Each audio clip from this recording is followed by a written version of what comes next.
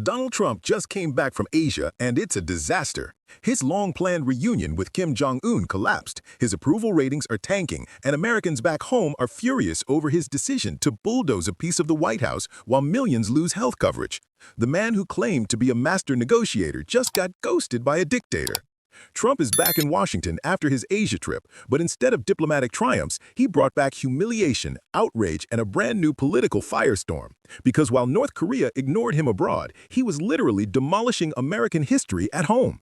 Here's what voters think of Trump's latest vanity project. Results were just pretty glaring, right? 56% oppose it. The way you should read this is oppose and support, like alternate here. 56% oppose it being knocked down, just 28 support it, and then the strongly oppose, 45% say they strongly oppose the East Wing getting knocked down. People seem to care a little bit about this. That is clear as day. And you know, that image of the bulldozer and the East Wing being gone, you can't get it out of your mind. It's as the president decided he was going to rip apart history and take apart places where amazing and important things happened. And it's all about his arrogance, all about wanting some big grand ballroom that resembles his hotels. It is so at its core wrong and really un-American, and I'm glad to see that the American people see it so clearly. So things move fast in politics, and we're a year away from the midterm elections, but what are the chances we see these images plastered all over Democratic ads? It's going to be leading in the midterms. Listen, I was skeptical that this would stick because nothing really sticks in the era of Trump, but I think it was two things. It was the optics. It was that Donald Trump said that the East Wing would not be touched, and then we see it being bulldozed in a matter of days, but then the timing. We're in a government shutdown right now. You've got federal workers being laid off. You've got unemployment that's too high. You've got inflation ticking up to the point where the Fed just gave us another rate cut. It is a moment that feels like let them eat cake. He's getting a ballroom, and Americans are struggling to make ends meet ahead of the holidays. The timing couldn't have been worse. I actually think he probably could have gotten the public somewhat on board with this, if just not for the timing and the way in which it was done. So while workers get furloughed and families scrape by, Trump's priority is a luxury ballroom that looks like one of his hotels. The man of the people is literally bulldozing history while the nation teeters on another GOP-made crisis. And if that wasn't tone-deaf enough, Americans are about to feel another hit, this time straight to their wallets. Because while Trump poses for cameras overseas, he's still dismantling the Affordable Care Act at home. Millions of retirees and working families are watching their premiums skyrocket thanks to his administration's sabotage of healthcare subsidies. Without the subsidy and with that kind of increase, it's like buying another house and trying to pay for two houses at the same time. Yeah, so we don't know what we're going to do exactly. We don't know how we're going to have some health insurance.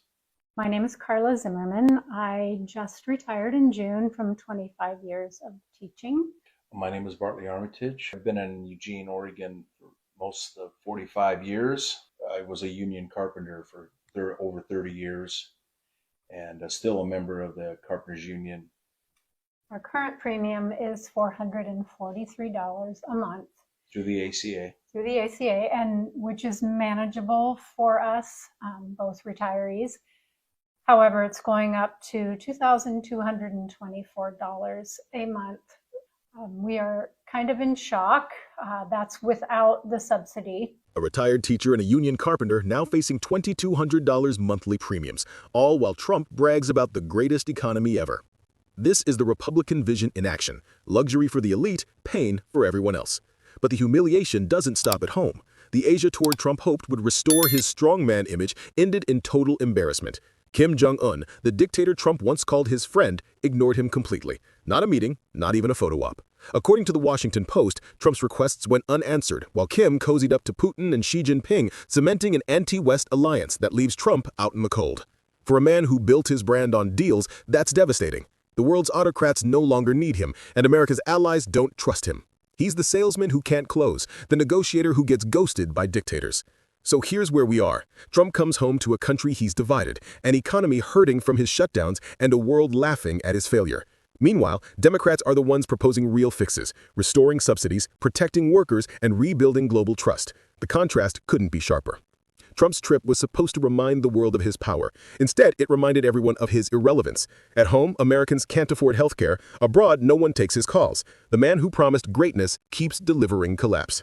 If you believe America deserves leadership that lifts people up instead of tearing the country down, make sure to follow the channel, turn on notifications, and drop your comment below. Let's keep exposing the lies and keep fighting for the truth.